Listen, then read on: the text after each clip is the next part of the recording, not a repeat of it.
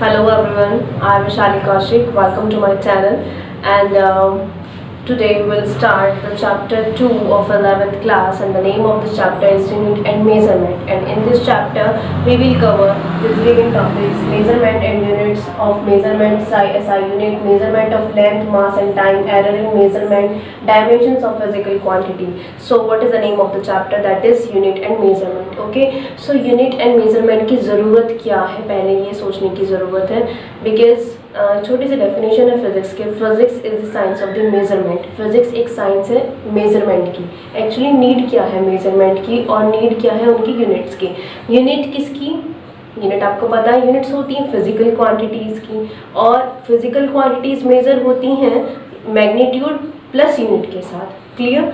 So basically now I want to tell you that the basic definition of the physics. Physics is the branch of the science dealing with nature and natural phenomena, जो deal करती है natural phenomena के साथ, और nature में जितने भी phenomena होते हैं उन्हीं के. Just consider an example. एक एग्जाम्पल अगर हम कंसिडर करते हैं, for example a body freely falling from a height and falls on the earth. A body freely released from a height and falls on the earth. एक body किसी height से नीचे की तरफ आ रही है, अर्थ पर वो गिर रही है. तो किसी इस फिनोमेना को अगर हम कम्प्लीटली डिस्क्राइब करना चाहते हैं तो हम क्या बताएंगे कि एक बॉडी कितनी हाइट से आ रही है ना, कितना हाइट उसकी है, और उस बॉडी की वेलोसिटी क्या रही है, कितना टाइम उसको लगा है नीचे आने के लिए. Clear? So these physical quantities, that means velocity, time and the mass of the body, these are the physical quantities. एक तो टर्म ये है आपकी कि फिजिकल क्वांटिटी क्या होती है.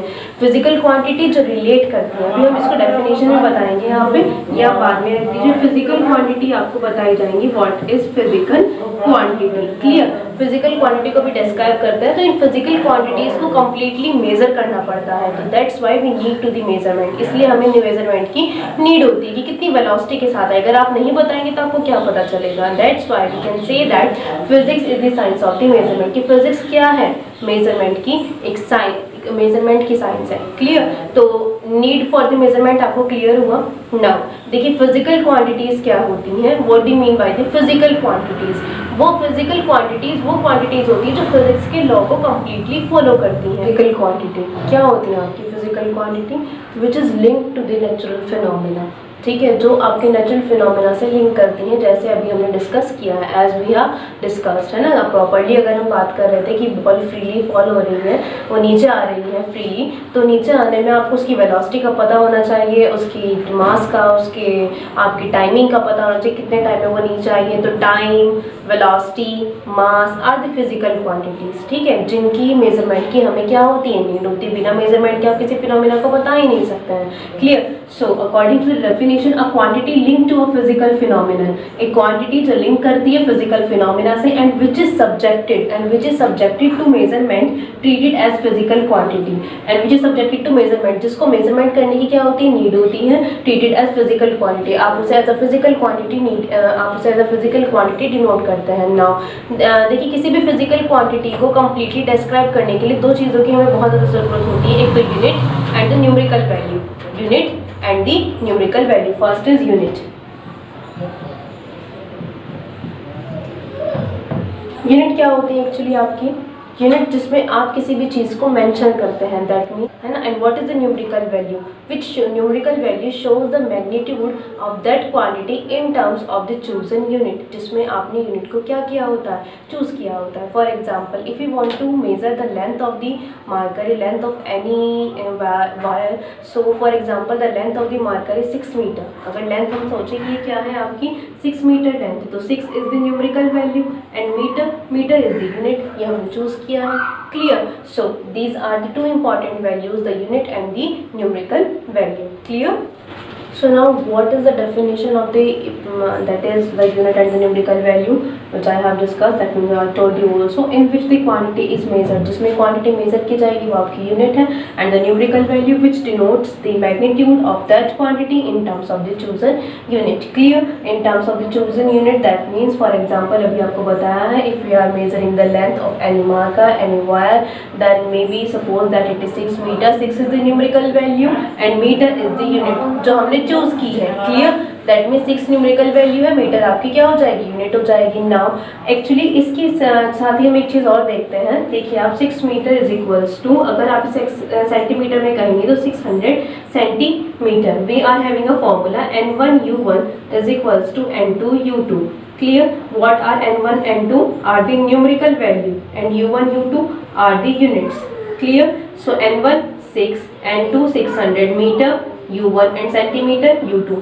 So according to this formula we can say that the magnitude for the numerical value is inversely proportional to the unit. That means N is inversely proportional to U.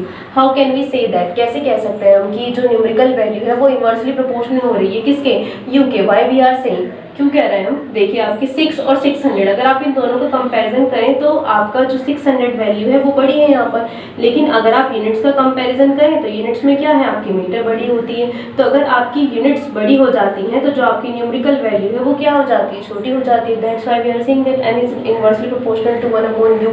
अभी देख रहे हैं ना आप, यहाँ पे न्यूमेरिकल वैल्यू छोटी हो जा रही है लेकिन यूनिट बड़ी है आपकी। जैसे ही आपकी न्यूमेरिकल वैल्यू को इंक्रीज कर दिया, आपकी यूनिट क्या हो गई है, छोटी हो गई है। सो यहाँ से हमने एक और इंपॉर्टेंट रिजल्ट फाइंड आउट किया, that the numerical value of any physical quantity is inversely proportional to the unit. Clear? Now अब देखिए फिजिकल क्वांटिटीज़ को मेज़र अगर हम करने लगे तो इस टाइप से हमारे पास कितनी सारी यूनिट्स हमें याद रखनी पड़ेंगी। सभी फिजिकल क्वांटिटीज़ को मेज़र करने के लिए कितनी सारी यूनिट्स हमें याद रखनी पड़ेंगी। लेकिन अगर हम सोचें थोड़ा ज़्यादा, अगर हम ध्यान लगाएं, जैसे आपने as we have told and as we have discussed in the previous classes in your 9th and 10th class, speed and velocity and the other terms which are basically depend on the some units. For example, speed is equal to distance upon time, है ना, distance upon time, and velocity is equal to displacement upon time. That is, अगर हम यहाँ पर हमें distance और time की अगर हमें यूनिट याद है then we can find out the unit of the speed and velocity, जैसे कि आपको बताया भी जाता है फाइंड आउट करके।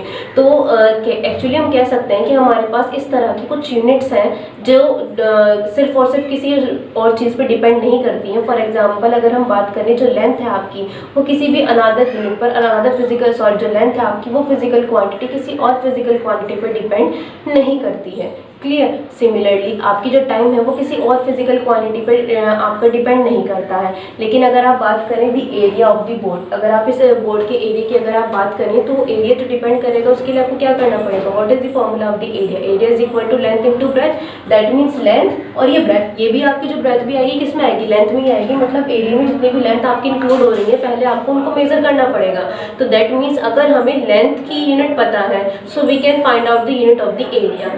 सो in short we can say that we are having 7 physical quantities which are known as the fundamental quantities. That means जो quantities किसी और पे डिपेंड नहीं करती, लेकिन इन quantities की हेल्प से हम अदर quantities को फाइंड आउट कर सकते हैं। मैकेनिक्स में लेंथ, जो आपकी मैकेनिक्स होती है, फिजिक्स की ब्रांच मैकेनिक्स में अगर हम देखें तो टाइम, लेंथ और मास, इन तीनों से ही सभी फिजिकल क्वांटिटीज़ को मेजर कर सकते हैं। सिमिलरली आपकी जो थर्मोडायनेमिक्स आ जाती है, थर्मोडायनेमिक्स एंड इलेक्ट्रोमैग्नेटिज्म और आपकी इलेक्ट्रोस्टैटिक्स, या एक और ब्रांच है आपकी ऑप्टिक्स। ऑप्टिक्स में हम जो कंसीडर कर रहे हैं हमारे पास 4 ऐसी फंडामेंटल क्वांटिटीज़ और आ जाती हैं जो बाकी सब फिजिकल क्वांटिटीज़ को हमें फाइंड आउट करने में हमारी क्या करती हैं, हेल्प करती हैं। क्लियर? तो now we can say that we are having 2 type of the physical quantities, तो फंडामेंटल क्वांटिटीज़ जो किसी और पर डिपेंड नहीं करती हैं, और आपकी ड्राइव्ड क्वांटिटीज़। ड्राइव्ड क्वांटिटीज़ वो क्वांटिटीज़ जिनको फंडामेंटल क्वांटिटी की हेल्प से आप फाइंड आउट कर सकते हैं। Clear? For example volume, area, density. देखिए वॉल्यूम के लिए length into breadth into height, length ले लीजिए, ब्रेथ ले लीजिए, हाइट ले लीजिए, सभी तीनों को जो मेजर किया जाएगा वो मीटर ही सेंटीमीटर में ही तो किया जाएगा। तो आपने वहाँ पे यूनिट कंसीडर की हुई है तो आप वॉल्यूम कैलकुलेट कर सकते हो। Clear? So the student, as I have told you, now see the definition, or the proper definition on the blackboard also, fundamental quantities and the fundamental units. Fundamental quantities जो किसी और quantity पर depend नहीं करेंगी, for example length, time and mass. Fundamental quantities की units ही आपकी fundamental units कहलाती हैं। सिमिलरली ड्राइव्ड क्वांटिटीज़ जो सिंपली आप सॉल्व कर सकते हैं फंडामेंटल क्वांटिटीज़ की हेल्प से। सिमिलरली ड्राइव्ड यूनिट भी आपकी क्या कहलाएंगी, जो आप फंडामेंटल यूनिट्स की हेल्प से फाइंड आउट कर सकते हैं। Clear? Actually now see the definition on the blackboard. What fundamental quantities, those quantities which are independent of other physical quantities are called fundamental quantity, example length, time and mass. Clear? और भी हैं आपके। Actually we are having 7 fundamental quantities. आपने length, mass और time के बारे में सुन ही रखा है। Temperature, current, luminous intensity, amount of substance also. ये आपकी 4 नई फिजिकल क्वांटिटीज हैं जो आपने शायद ही कभी मतलब कम सुनी होंगी अभी, बट अब आप हाँ जाओगे। चलो आप डेली सुनिए इसको, ठीक है? तो actually current, luminous intensity, amount of the substance and the temperature. ये आपकी जो थर्मोडायनेमिक्स ब्रांच है, ऑप्टिक्स है एंड इलेक्ट्रोमैग्नेटिज्म जो आपकी ब्रांचेस हैं, तो उनमें हम लोग स्टडी करते हैं इन क्वांटिटीज़ के बारे में। तो इन क्वांटिटीज़ को फाइंड आउट करने के लिए हमें किसी और क्वांटिटी की हेल्प नहीं लेनी होती। That's why we are including these quantities in the fundamental quantity. Clear? Those quantities which depend on other physical quantity, जो दूसरी क्वांटिटी पर डिपेंड करेंगी, दूसरी फिजिकल क्वांटिटी पर, आप उन्हें क्या कहेंगे? Derived quantities. ठीक है? Density, area and speed. देखिए यहाँ पे स्पीड जो है वो आपकी डिपेंड करती है किस पे? Speed is equal to distance upon time. So distance आपकी किससे मेजर होगी? लेंथ में अगेन, और टाइम आपका यहाँ पर हमने कंसीडर किया ये किस में? फंडामेंटल में, फंडामेंटल क्वांटिटी में। सिमिलरली एरिया, एरिया क्या होता है आपका? Length into breath. लेंथ भी आपकी मेजर होगी इसमें और ब्रेथ भी आपकी मेजर होगी, तो ये भी आपकी क्या हो गई? Fundamental quantity. डेंसिटी क्या होती है? Mass upon volume. मास हमने किस में कंसीडर किया है? फंडामेंटल में। मास अपॉन वॉल्यूम, वॉल्यूम को भी कैसे कैलकुलेट करोगे? Volume is equal to length into breadth into height. तीनों ही किससे मेजर होगी दोबारा से? लेंथ में।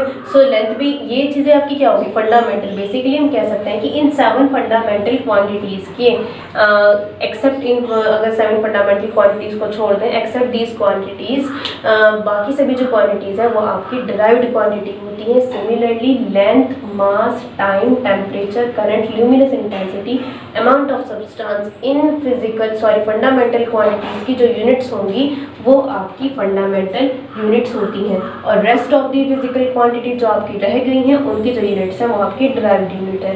Clear? See the definition. The physical unit which can neither be derived, जिनको आप डिराइव्ड ही नहीं कर सकते हैं किसी और की हेल्प से, note they can be further resolve. आप उनको दोबारा रिजोल्व भी नहीं कर सकते। दैट मीन्स अभी जैसे हम डिस्कस करेंगे आगे, आप उनको आगे मतलब डिवाइड नहीं कर सकते हैं। अगर आपके कह रहे हैं कि लेंथ की जो यूनिट है वो मीटर है, आप उसे कैसे रिजोल्व करेंगे? कर ही नहीं सकते। Clear? Those physical quantity which can be expressed in terms of fundamental quantity या fundamental unit are called derived unit. For example speed की अगर हम बात करें, so speed is equal to distance upon time, and distance किस में major होती है? लेंथ में। तो लेंथ की जो यूनिट होती है वो हम क्या लेते हैं? मीटर। सिमिलरली टाइम को आप मेजर करते हैं सेकंड में, तो मीटर पर सेकंड। क्लियर? तो यहाँ पर जो डिस्टेंस और टाइम, दैट मीन्स लेंथ और टाइम आपकी क्या हो गई है? लेंथ और टाइम आपका क्या है? Fundamental quantity. लेंथ की मीटर, टाइम की सेकंड, ये आपकी क्या हो गई? फंडामेंटल यूनिट, और ये मीटर पर सेकंड। इसकी जो स्पीड के लिए आई है, स्पीड आपकी क्या है? डिराइव्ड क्वांटिटी, एंड मीटर पर second derived unit. Clear? So students, come to the next topic, system of the units. As I have told you in the 9th and 10th class also, but again in 11th class also, we will discuss the system of units. We are having 3 type of the system: CGS, FPS, MKS and SI. Clear? See here, CGS, that means centimeter gram second system. Clear? That means we will measure the length in centimeter, mass in gram and the time in second. Clear? In the second system we will measure the length in foot. हम किसे major करते हैं? Foot में। And P, that means pound, POU, and D and S again second system. Clear? System. Now MKS, that means we will measure the length measure करेंगे आप लोग इसमें metre में, एंड जो आपका that means मास होगा वो आप मेजर करेंगे किलोग्राम में, एंड अगेन टाइम आप मेजर करेंगे सेकंड में। And what is SI system? SI system is the system international. यहाँ पर ये आपका जो सिस्टम है ये आपका सिस्टम इंटरनेशनल सिस्टम है। Clear? That means international level पे जो यूनिट्स कंसीडर की गई हैं। एसआई यूनिट आप डिस्कस करते हैं मोस्टली, और एसआई यूनिट ही आप प्रीफर करते हैं जनरली, बिकॉज एसआई सिस्टम के हमारे पास बहुत सारे बेनिफिट्स होते हैं, और ये हम एक्चुअली टॉपिक आपको पता भी है कि क्या क्या बेनिफिट्स होते हैं देखिए एसआई सिस्टम के। क्लियर? तो एसआई यूनिट सबसे ज़्यादा जो एसआई सिस्टम है आपका वो ज़्यादा पॉपुलर सिस्टम है, तो आप हम लोग वही यूज़ करते हैं, वही यूनिट्स हम यहाँ पर डिस्कस करेंगे। Clear? So as I have told you, we are having 7 fundamental quantities, but 2 also, we are having 2 also, and the rest of the 2 are supplementary कह सकते हैं आपको, supplementary quantity and supplementary unit. Clear? So according to this पहले आप 7 basic fundamental देख लीजिए। 7 क्या होगी आपकी length, first is length, mass and time. 4 आप यहाँ पे लिख सकते हैं electric current,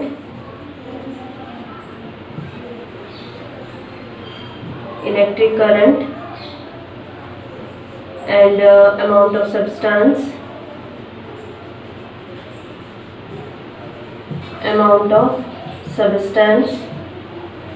temperature,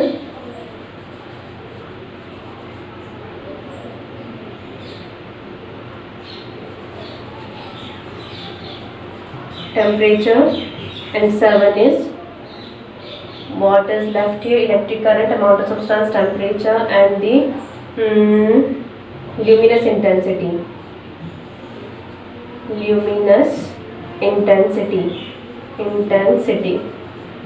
Clear? Spelling complete करेंगे luminous intensity. So we are having 7 fundamental quantity and the SI unit. देखिए यहाँ पर हम SI unit डिस्कस करेंगे। लेंथ के लिए क्या होती है आपकी मीटर, क्लियर। मास के लिए क्या लिखेंगे आप, kilogram, and the time second, and the electric current ampere, and the amount of substance mole, temperature आपको पता ही है क्या लेते हैं आप लोग उसमें, Kelvin, and the luminous intensity, candela. Clear? Now देखिए the question arises what is, देखिए electric current I think we have discussed in 10th class, amount of substance chemistry में पढ़ते हैं आप, मोल, टेम्परेचर आपको पता है Kelvin. Now come to the point, luminous intensity. What is luminous intensity? देखिए luminous intensity is the amount of the light which is emitted per second in a particular direction. आपकी amount of light जो किसी particular direction में पर second emit होती है, यही आपकी क्या होती है, ल्यूमिनस इंटेंसिटी। फॉर एग्जांपल इस रूम में 1 सेकेंड में एक डायरेक्शन में, एक पर्टिकुलर डायरेक्शन में कितनी अमाउंट ऑफ लाइट एमिट हो रही है, ये आपकी ल्यूमिनस इंटेंसिटी होती है। And the basic unit is candela. So now the symbol, आप क्या सिंबल्स क्या यूज़ करते हैं इनके लिए, मीटर, किलोग्राम, सेकंड, एम्पियर, मोल। देखिए कैंडेला से आप अगर स्टार्ट, चलिए ऊपर से कर लेता है, तो मीटर के लिए तो आपको पता ही एम यूज़ करते हैं आप सिंपल, किलोग्राम के लिए आप केजी यूज़ करते हैं, सेकंड के लिए आप एस यूज़ कर लेते हैं, EC भी यूज़ कर लेते हैं, एम्पियर में आप क्या लिखते हैं A, मोल के लिए आप क्या लेते हैं MOL, एंड केल्विन में आप क्या लेते हैं K, एंड कैंडेला में आप क्या लेते हैं CD। 1 2 3 4 5 6 7 clear. So students these are the 7 fundamental quantities, clear. Name of the quantity, name of unit and symbol O बटे यहाँ पे METRE होगा आपका, क्लियर, मीटर। सो एंड आप इसे ऐसे लिखिए या सेकंड, देखिए दोनों होता है, मोस्टली हम लोग ये लिखते हैं लेकिन होता आपका ऐसे होता है, clear. So now we are having 2 supplementary quantities also, clear. तो सप्लीमेंट्री क्वांटिटी देखिए हटा देते हैं यहाँ से। सप्लीमेंट्री क्वांटिटीज की अगर हम बात करें, supplementary quantity, clear. First is plane angle, and second is solid angle,